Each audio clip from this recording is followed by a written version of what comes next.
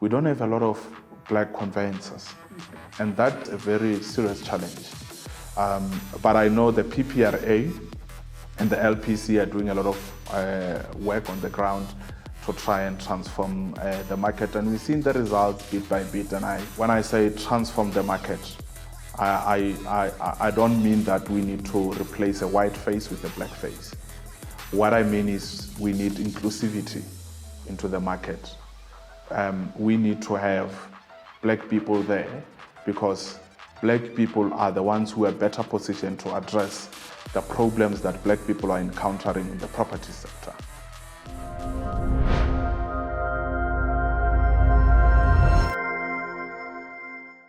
Welcome, ladies and gentlemen, to another beautiful episode where we're going in depth with an expert to the core.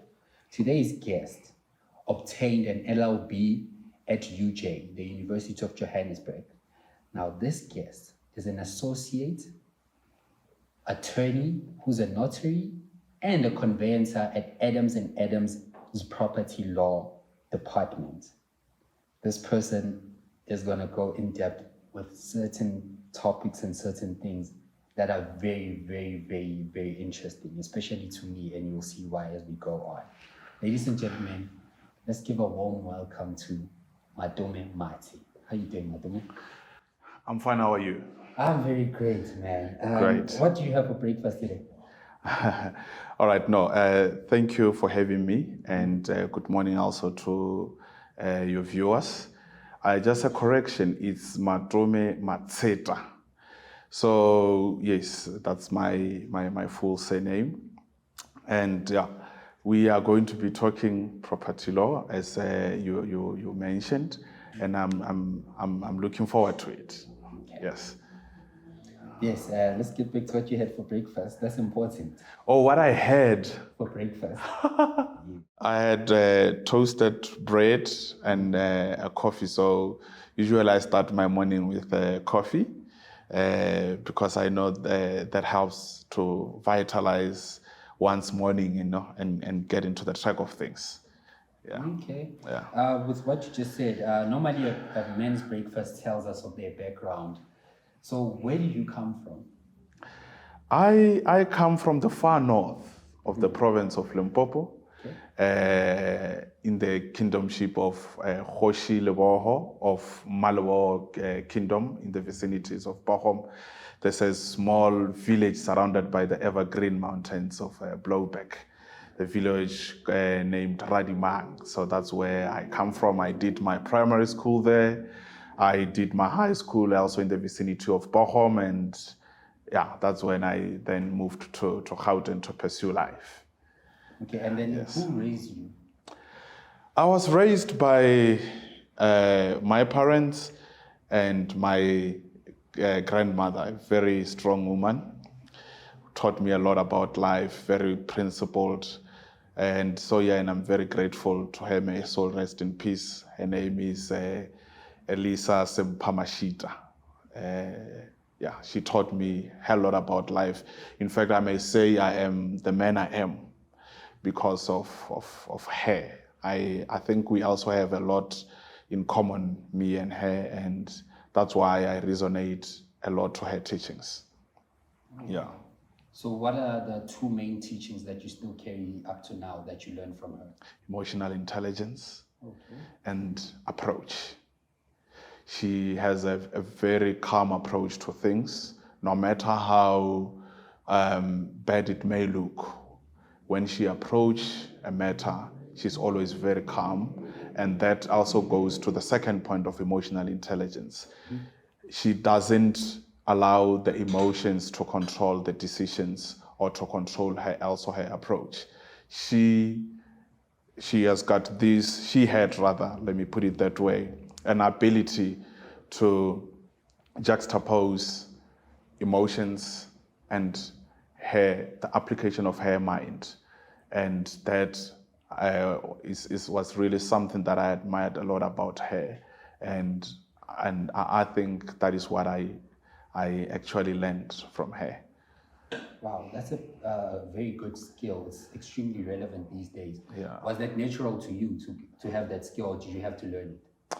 I think It was a bit of both. I had to learn it, but it was very much easier for me to learn because I think it is also my innate ability. It came a bit more natural as well, you know. It's more like a soccer player. If they're that talented, it's not very difficult to teach them the skills of football, if you know what I mean. Yeah. Yes. Okay, so, and then from your grandmother, I get that those two skills you learned from your mother. Yes. And then from your grandmother, what did you grasp? No, those two skills I learned from my grandmother. Okay. Then from my mother, I didn't spend a lot of time with her. Spent a lot of time actually with my grandmother. She was with me in primary and also the entire high school time. But from my mother, I also learned to be very brave. She's a very brave woman, and she's not afraid of taking tough decisions, and that I think I learned from her. Also from my father. My father was a very calm fellow as well, and he would make sure that he's able to cope also with very difficult situations. You would find him laughing, even though the situation looked very difficult and terrible. And people still admire that from me because I learned from him. No matter how messy it looks, there's always some fun that we can derive from that. And some comedians will call it's too soon, but in our family, there's nothing like that. My father used to joke about anything. And sometimes you even forget that you are mourning or that there is some difficult situations that the family is going through. And he was capable of carrying us through that because of how he was. So yeah, I was raised by a team, and I'm very grateful for that. Okay, and then when you moved from home to Johannesburg, what was the reason? School. I came to Johannesburg to study law. As you mentioned, I've got an LLB. So that's precisely the reason why I moved here. And also after my university days, I had to stay here because this is where opportunities are. And yeah, I actually found a home here as well.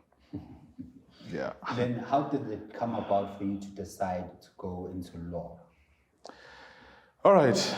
Interesting story, but there's background to everything. As I said, I grew up in a village. So as you can know our history, we do not have a lot of professionals coming from the rural homelands, not only of Limpopo, but of the entire South Africa. And my village was not any different. I think where I grew up, the top professionals that we know of was your nurses, policemen, teachers, social workers. And actually from my village, I did not grow up knowing any lawyer or any doctor. We saw those when we went to the nearby hospitals or nearby courts. When you're passing by court, you see lawyers. And so that's how we got to be exposed to those careers. And obviously, as and when you grow, you have to choose amongst those that you're exposed to. And I think amongst them, law became more appealing to me. And that's why I chose law. You know, those guys wearing their gowns, walking into courts, looking like Superman. As a little child, I always thought they're super cool people. When they walk, they make a statement that we have arrived and we are here to resolve issues. And that is ultimately what I wanted to do. And I grew up as a child who liked public speaking. I would do poems, I would do speeches, I would do drama at school.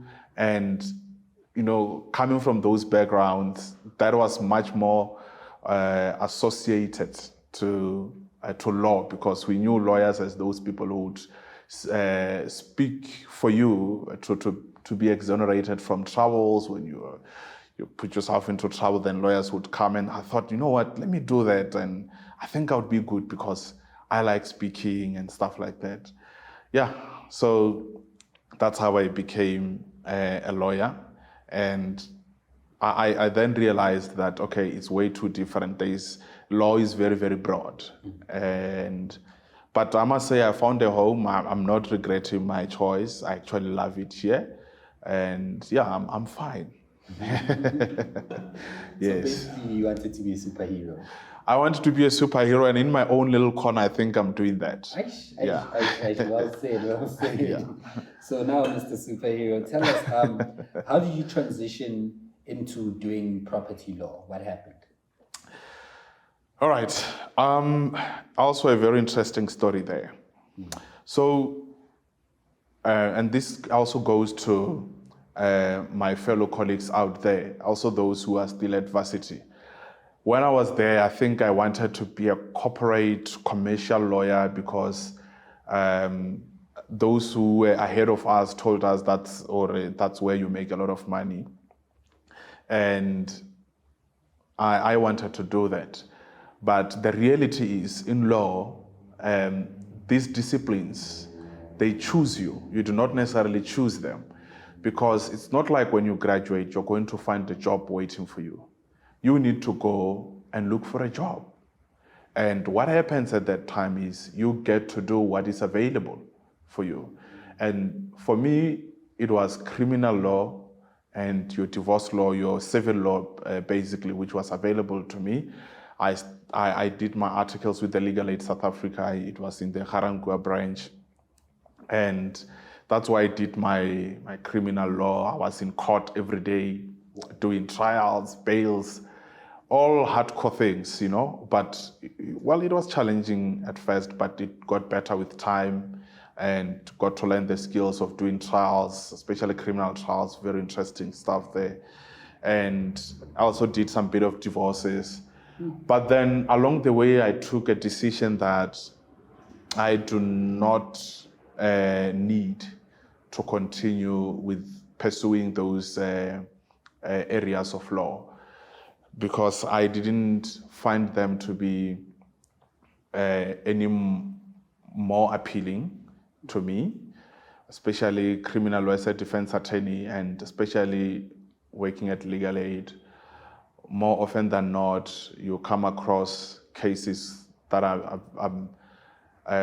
very difficult and to a certain extent goes against your morals and stuff like that, if you know what I mean. And as a lawyer, you need to defend the rights of your client, and you had to do that.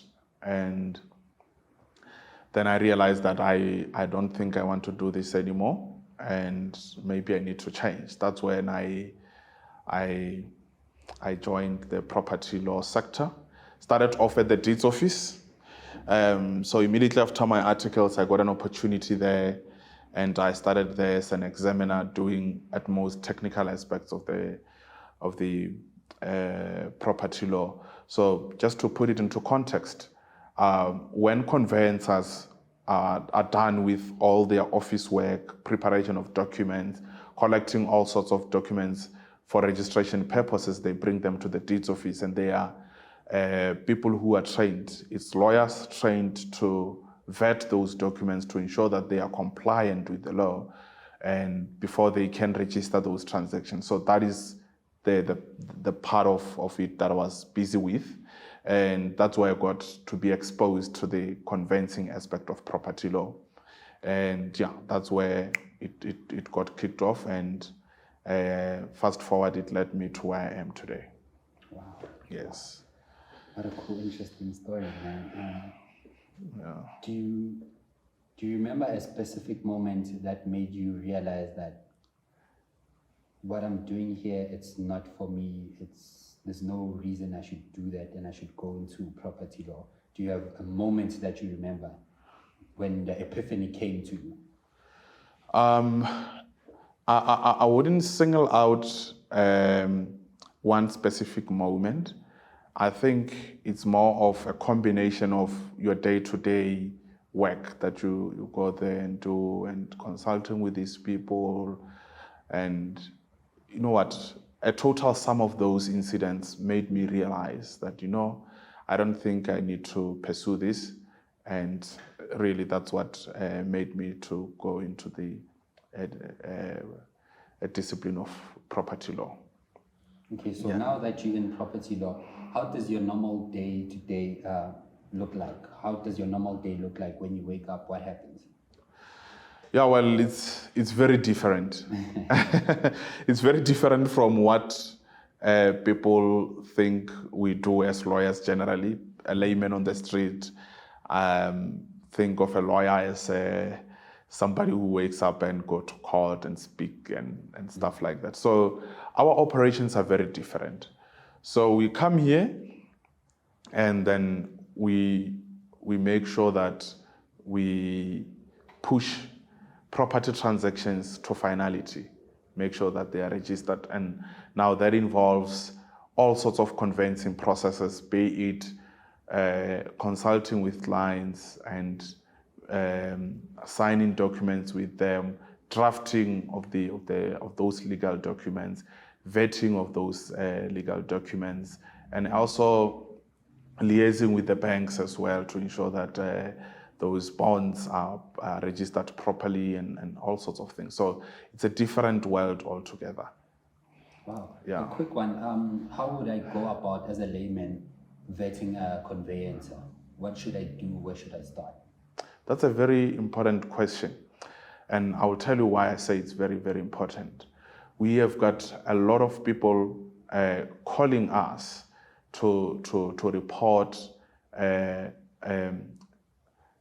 matters where they were scammed by people who appeared to be lawyers. Mm-hmm. So, for example, somebody would want to buy a property and they would approach an estate agent or property practitioner, if you like, only to find that those people are bogus. And they would also refer them to a bogus lawyer so that everything looks legit.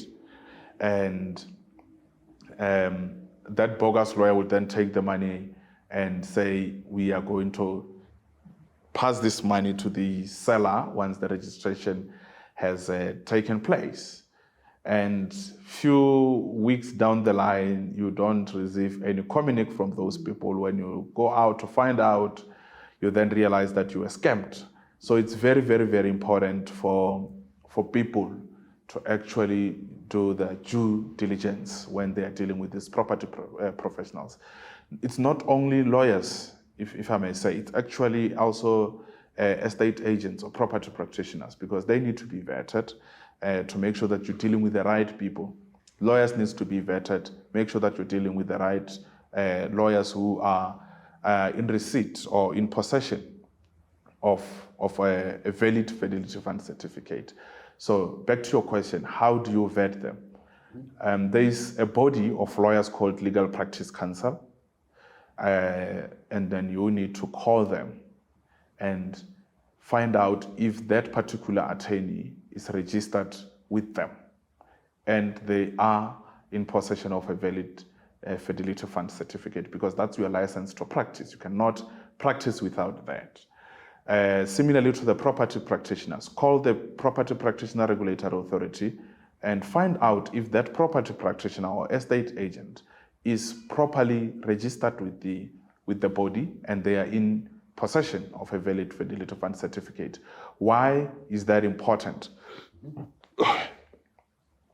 When a popo hit the fan and your money disappears, you can still approach these bodies. They've got an insurance wing called Fidelity Fund Insurance. And that insurance wing will be able to compensate you for your loss of monies. So they can only do that if that person was affiliated with that body, with the LPC. Similarly to the PPRA, they've got an insurance wing whereby they would be able to compensate those who lost the monies. So, and they will also be able to bring those lawyers to book and make sure that they face the full might of the law.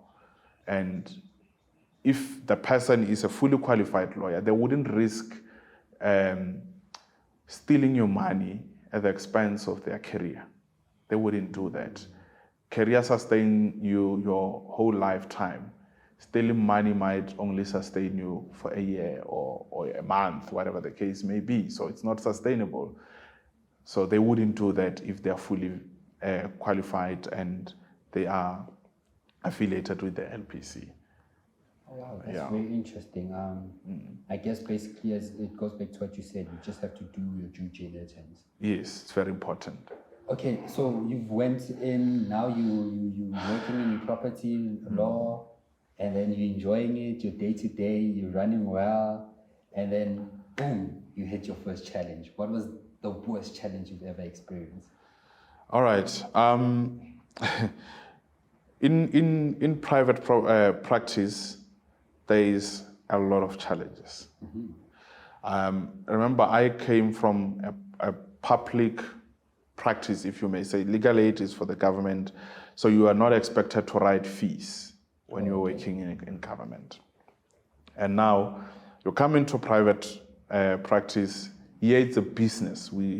It's a profit-based business. You need to make targets, write good fees, get in work, and then for you to do that, you need to market the business. And as lawyers, we are restricted in terms of marketing. We do not market like any other salespeople would do, because you cannot do profit sharing, for an example. If I make my fees, I cannot give a portion of it to you. It's not allowed. As a lawyer, I can only share my fees with fellow lawyers. So that on its own, I think is one of the challenges that lawyers are faced with as far as marketing is concerned.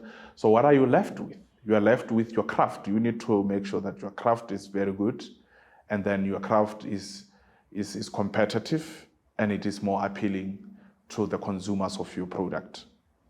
So if you are very new to the industry, it takes you a bit of time to get to a point where you say, I think my craft is very good, I think my craft is competitive, and I think a person would choose me over my counterparts. You understand? So yeah, one had to sit and think creatively around how to go about doing the marketing aspect of the business and how to improve their craft. Really, one had to accelerate the work rate. One had to really reposition themselves and make sure that they are much more effective on their work and get their craft to be very competitive. So yeah, those are some of the challenges that I faced when I moved into private practice. Are you comfortable with them now? Yeah, look, because it's my day-to-day and I work on it, I put my mind to it. It didn't take me time to get used to it, because that's what I do every day. And I've got a really good team, I must say. Very experienced people around me here at the firm who would really hold you by your hand and say, hey, this is what we do, and this is what you be careful of this, don't do this, do this. And for that, I'm very grateful, because I think it assists me a lot. It's work in progress. Even them, senior as they are, they keep improving their craft from time to time, make sure that it's competitive and also. So yeah, I think I was assisted a great deal by my colleagues, and we are continuing to assist each other. So that means you're also in a leadership position, or you have opportunities where you have to lead, right? Yes, you have to lead when the opportunity is presented. So yeah, we do have those opportunities that we take up and lead certain programs. Whether you're an associate or a partner, there's always something for one to lead and grow themselves. Okay. Yeah. So it makes me wonder, what's your formula to successful leadership? Self-discipline, Okay. hard work. If you have the two, I think you are likely to prosper. You know, self-discipline, it's a very deep concept, I must say. In my own words, I would say it is an ability to do what you need to do at the time that it needs to be done, whether you like it or not. So you need to police yourself. And it means you do not have any other person to police you. You need to tell yourself that I need to do this today. A work of today must be finished today and not tomorrow. That takes self-discipline. And then now the next principle comes in hard work. Hard work is directly linked to success if you do it in a smart way. So you need to work very hard. You need to be very self-disciplined and position yourself correctly. You are bound to succeed. Okay, so that's your way to leadership. Yeah, that is my way. Okay, and then what was your worst day at work? My worst day, I think, dating back to my days as a candidate attorney. Interesting story once again. Yeah, man, you're taking me way back. That's my job. I did very well. So, I was working in a court in Moretele, Hammanskraal, okay? And I was in Court A doing mostly bail applications, first appearances. I was very new into the industry, I think 6 months into the industry. I was working with one magistrate, very good fellow called Magistrate Munyamani. And one day I was late for work. Came across convoy on the road, unexpected traffic, then it delayed us. We got to court very late. Only to find that the magistrate that I'm used to is not on the bench for the day.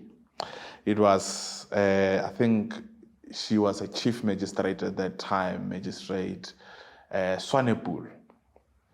Very good character as well, but on that day, she taught me a very good lesson. So when I got to court, the court was already in session, okay? And I'm seeing a new person on the bench, the person that I've not spoken to yet. So now, in the legal profession, we as lawyers, before you appear before a presiding officer, be it a judge or magistrate, it is the profession's etiquette to go to their chambers, their offices, and introduce yourself, tell them who you are before you go and appear before them and represent your clients. So now, there's a new magistrate on the bench. I didn't have an opportunity to talk to them, and that is the principle that she believed strongly in.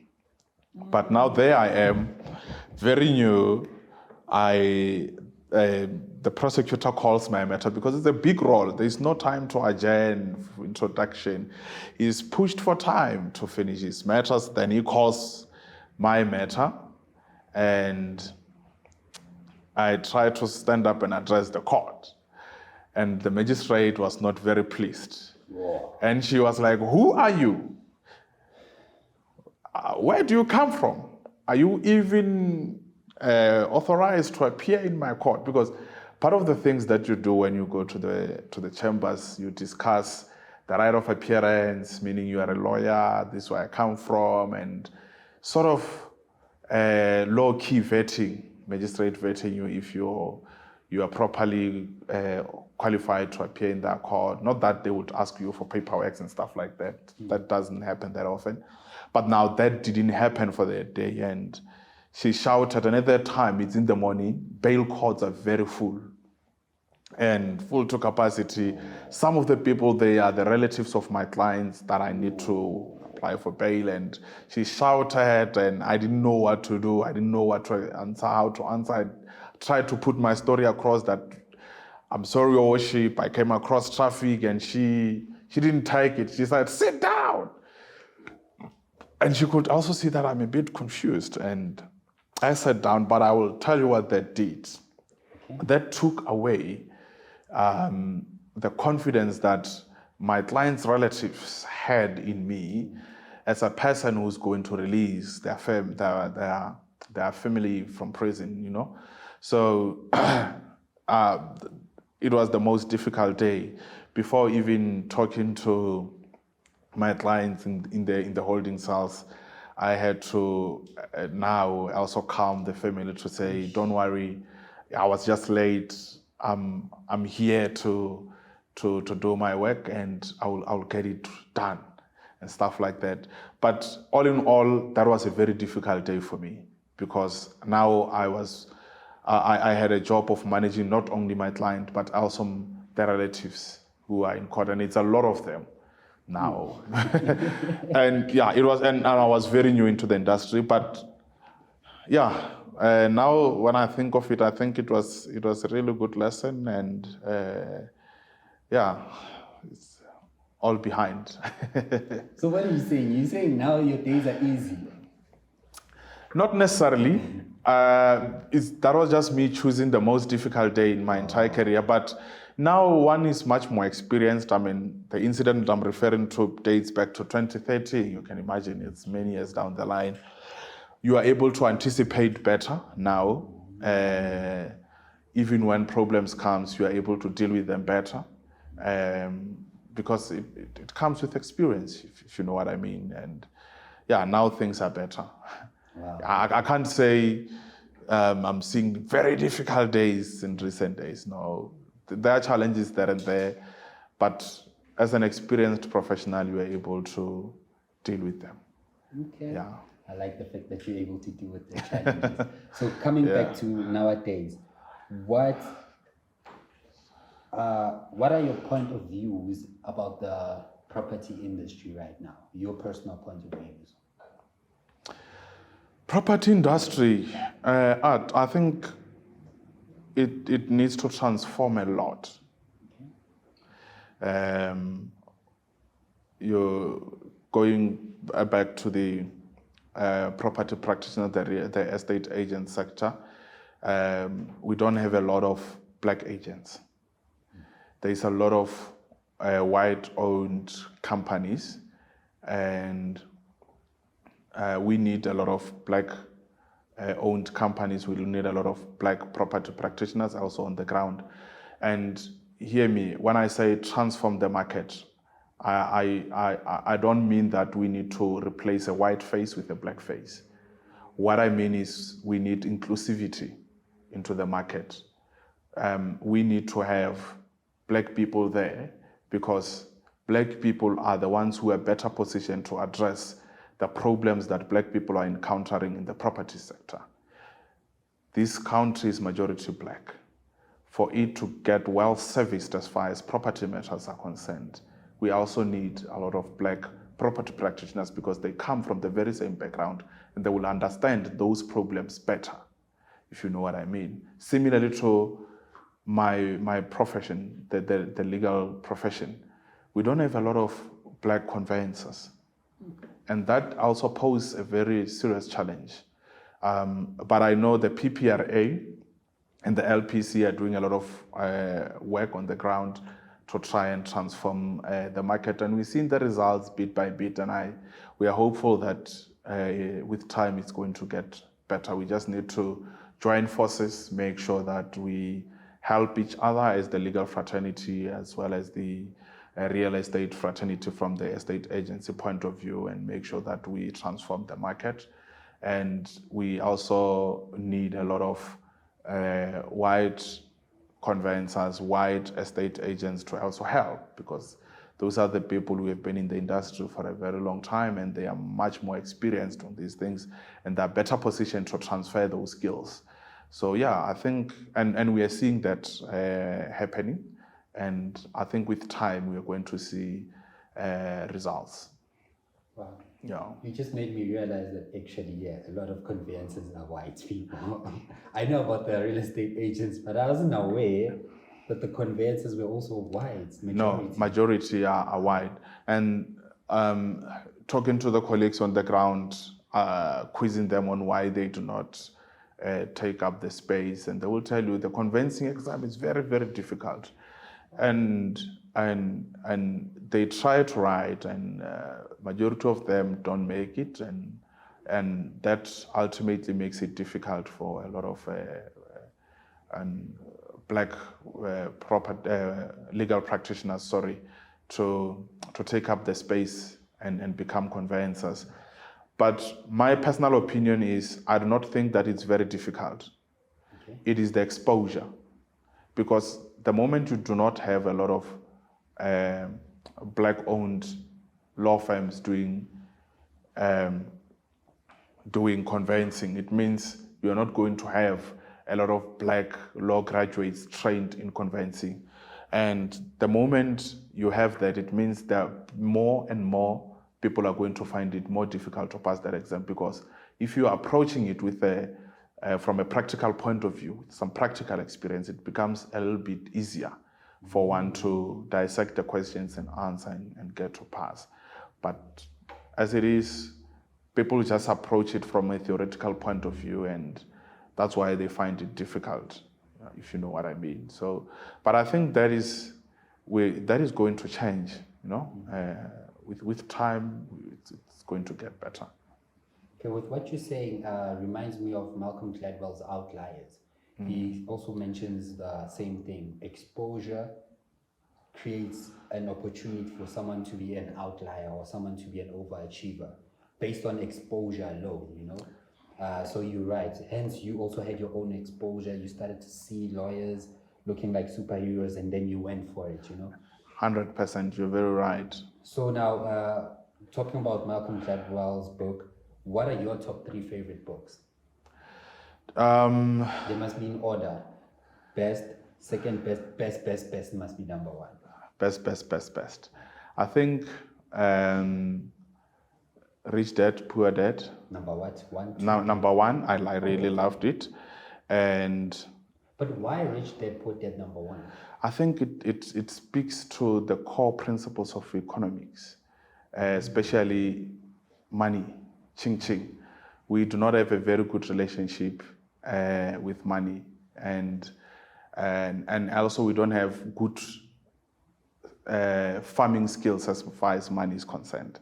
And I think that book tackles that quite well. So that's why I like it. And there is also another book called, I just forgot the name, but it speaks about money as well by the black people. And it's written by a black lady. I didn't get to finish it. I read first few chapters of it. I'll get the name for you. But it speaks about how we black people relate with money, and every single word I read in that book was very, very, very, very, very correct. So those are the books that I associate more with, resonate more with. And I also like literature. There is also a book called the Tomo. I'm not sure if you know it. Tomo the Wife. There is a movie. It's not a movie. It's a series now. It's airing on Showmax. It's based on that books. It's a series of books. Very interesting series based on the taxi life, the violence, and all sorts of things. I also enjoyed it a lot. Yeah. Mm-hmm. So those are my top 3. I think I've heard of that. Yes, Tomo the Wife. Just have the moment you read the first one, you will never stop. You're going to read also more. I also enjoyed Trevor Noah's biography book, because I think it tells the South African story very, very well. So I enjoyed it a lot, yeah. Okay. Yeah. And then for people who are watching who want to be maybe in the real estate industry or in the conveyancing industry, what series should they watch just to get inspiration or just to enjoy some entertainment and to chill away from the hardcore stuff? What series do you suggest? It can even also be 3 series. I don't watch a lot of TV. Okay. Maybe that is why I do not know of any series which relates to property law sector. But I know there is what do they call this American-based series? It's very popular. It's based on law. Suits. Thank you very much. And there is also a Lincoln lawyer. I saw just a few episodes about it, and it's very interesting. And there's one which used to air back in the days called Sokulu and Sokulu and Partners. I think it told a lot of good stories about what lawyers do and stuff like that. For those who are interested in law, they can actually watch that, and it will give them a very good perspective of what is it that law is all about. So yeah, unfortunately, I don't watch a lot of TV. We are very busy.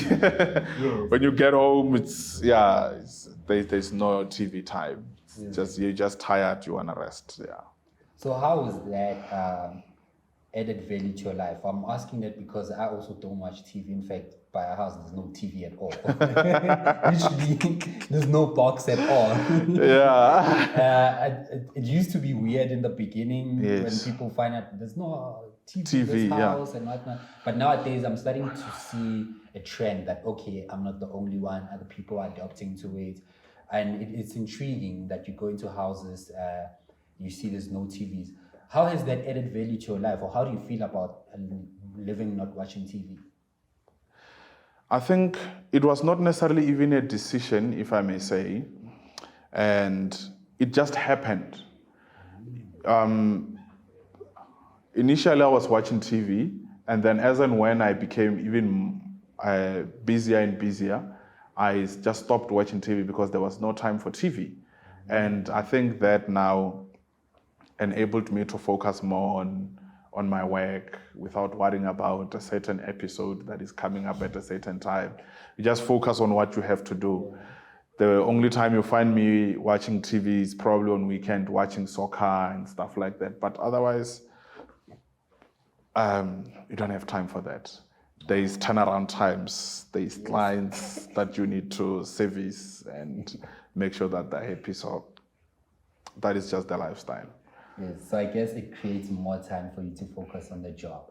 So nowadays, people have found ways to gain more time and work less, especially concerning the fact that AI is popular and people are using AI. What are your thoughts about AI?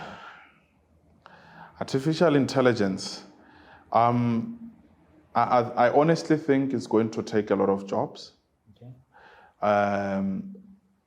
Honestly speaking, I don't think that is 100% a bad thing. It's not completely bad. And I think people need to upskill. If we need to be on the same level as the first world countries, where AI is very popular and it's in full force, I think we also need to upskill to make sure that we are able to utilize AI optimally. I tell you what, in our space, ultimately it is going to take over, because I read somewhere where they say these robots are going to be able to streamline certain processes, legal processes, and you can see that it's going to happen. They are going to be able to review contracts. They're going to be able to liaise with clients and stuff like that. But I honestly think there's always going to be a room for human intervention, but it cannot be any other human. It must be a skilled human who needs to come in and make those interventions. And yeah, I think as a country, we are stepping in the right direction, especially in the legal fraternity. Those who are doing litigations, they will tell you about the improvements that have since been effected. The case line, it's an online kind of platform that we didn't have before. And also in our industry as the property lawyers, there's the EDRS, it's an electronic deeds registration system. I think the act has been passed. It must just be implemented, whereby we are going to just register this matter sitting from our offices and utilizing those systems. So that's why I'm saying our laws are also changing to accommodate this AI principle, and all that we need to do as people is to upskill ourselves, lawyers included, and secretaries, paralegals included, because in the near future we might not be able to have certain jobs available if people are not that upskilled. Yeah. So do you think people will be able to do their own conveyancing? Not on their own. I think a lawyer will still be involved, because the law does not change. The law requires that a conveyancer is the one who needs to oversee those transactions, make sure that there is nothing which is fraudulent. And if it's going to be happening through those systems, as you can imagine, it means a lawyer must also be upskilled to ensure that there's no fraud and stuff like that. So I think there will, as I said, there will always be a room for lawyers to still be relevant, but it's a different breed of lawyers that must be able to operate all those systems. Okay. So regardless of artificial intelligence, what do you feel is the future of the real estate industry? I think the real estate industry is going in the right direction, honestly. I'm very optimistic about what our country is doing. We just need to work much harder, as I told you before, transform the market so that we resolve the problems on the ground. To give you an example, if you just drive around the country, you would see that we have got a human settlement crisis in the country. And we need laws that will address that. And it's that particular crisis which give rise to a threat to land tenure rights, if you know what I mean. You have a land there, and the next thing there's land grabs, meaning your land is being now dispossessed. And I think we need laws which will address both problems: human settlement crisis, and also tighten the laws a bit to protect land tenure rights in the country, because at the moment I don't think we have got a very good balance between those. And but I think one aspect that will also help is if we transform this market so that we have got estate agents who are going to advise these people on the ground not to buy the land that would not afford them security, tenure security, if I may say, because land grab doesn't guarantee you that. There's no title deed, if you understand what I mean. So, and people buy them thinking there's going to be title deed. People buy them with exorbitant amounts of money, thinking that ultimately they are going to even apply for a bond and stuff like that and build, only to find that no, it's a land grab. That land belongs to somebody else, and the following day that person comes and then demolish, and that's a loss of money. So they become very vulnerable because of this human settlement crisis. And I think it's also lack of knowledge. And for us to make sure that the message gets to the ground, we need a lot of people who understands these problems better to go down to the villages and spread this way to say, if you were to buy a land, this is what you need to be careful of. But at the same time, as I said, we cannot only rely on that, because people are not going to just take the advice if there is no any legal solution to the problem. You understand? Because that is not necessarily a solution. It's just to say, hey, be careful. But the problem remains. There is human settlement crisis in the country. And I think our laws need to reposition themselves to address those issues, for our people not to create a lawlessness environment like we are seeing currently. Yeah, and it's going to lead to the Arab Spring type of scenarios. If you know what I mean. And nobody wants a rebellion in their own country. Exactly. So they need to address it before it bursts out of proportion.